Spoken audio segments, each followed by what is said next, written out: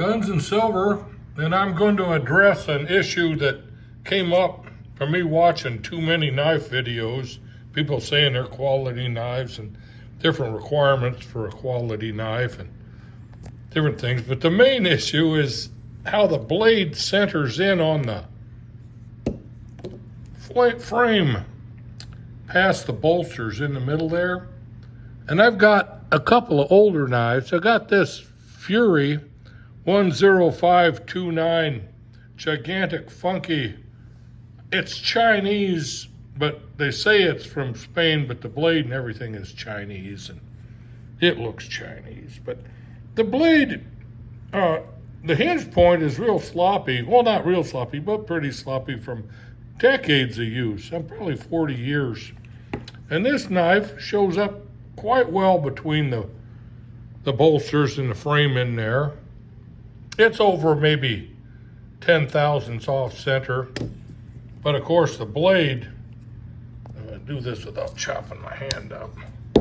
The blade is a little loose in there. But how it centers up, and I don't know, it could have a wang to it.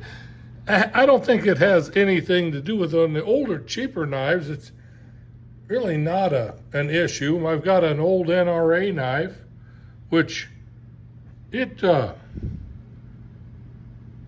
pretty close. It's another one, maybe 10 thousandths to the right there. But if you see how it settles in on between the bolsters, it varies. It varies because of distortion on the rails over near 27 years of use. Again, that's an NRA knife out of China. NRA blade. Oh, we can open that with one hand. So it's been a worker, but it doesn't settle up square completely square between the frame rails. And this is a new NRA knife, and it too has a nice opening blade, and it closes pretty easily. But it shows up really square between the rails. I think it's dead center. But then at other spots along the frame rails, it goes in and out if you had a big enough feeler gauge to see a difference. This is a new knife, so it really doesn't have a big problem. The buck knives, they're real good. I mean, these are brand new buck knives, but they close up. Well, this is maybe 10 thousandths off to the left there, if you really take a look at it. And because of stamping or how they form those blades, I think they have a little bit of flex to them coming around. So I don't think dead nut centering has ever been their issue. It does happen, but I don't think buck suffers from worrying about that too much. They come out pretty good.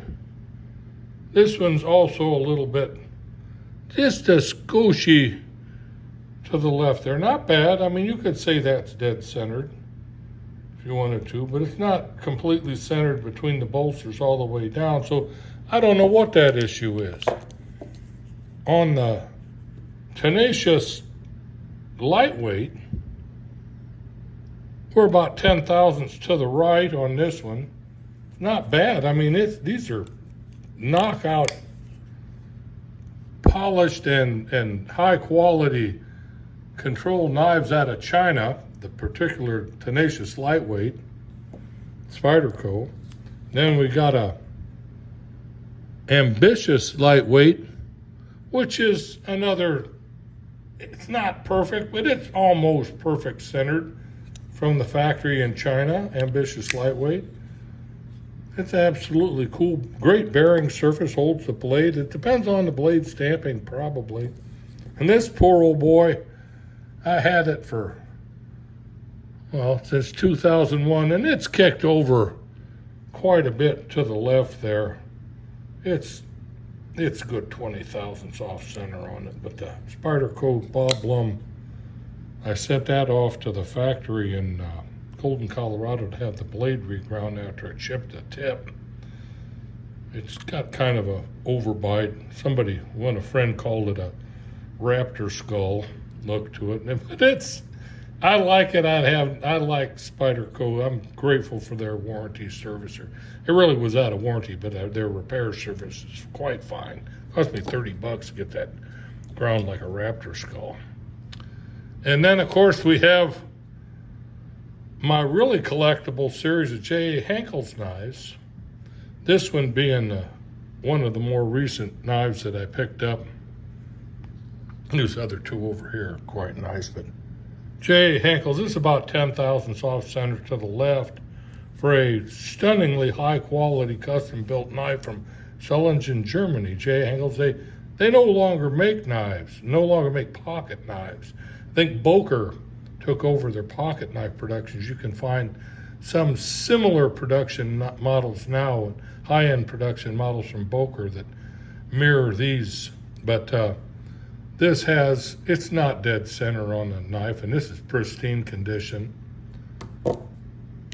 This one, it's a green pick bone similar to my one that's 25-year-old knife is, it's kicked over about maybe 10 thousandths to the right. That's like this one's about 10 thousandths to the left. But the centering is not perfect, but God Almighty, I don't think it needs to be. That's some kind of neurotic dream of knife guys. And this one's almost perfect, and it's been beat senseless over the years. I got this from a friend, and I used it every day for maybe 7 years. I dropped it from the ladders, broke that handle, feel like an idiot and knocked out the badge, the emblem. J. Henkel's emblem got lost. This knife, and it's closer to center. It's kicked off a little to the left there. It's not perfect, but the knife's perfect. The issue with these knives being perfectly made is I think it's not having an understanding of how the blade itself is formed, stamped, and then machined. If that's your qualification for a knife, is how well it's settled in between the bolsters, I think you're missing the point, literally. This is a Japanese Seiki City made knife, and the Japanese are really into high quality product. So I really don't think it has anything to do with the quality of the product. I think it has to do with luck. That blade centers up in times right there. And this is probably the cheapest knife I have, and it's showing up almost perfectly centered in between the rails. This is the cheapest knife I own. It's just pure luck, because this knife hadn't been used much, that bearing surface hasn't given any leeway over the last month that I've owned it.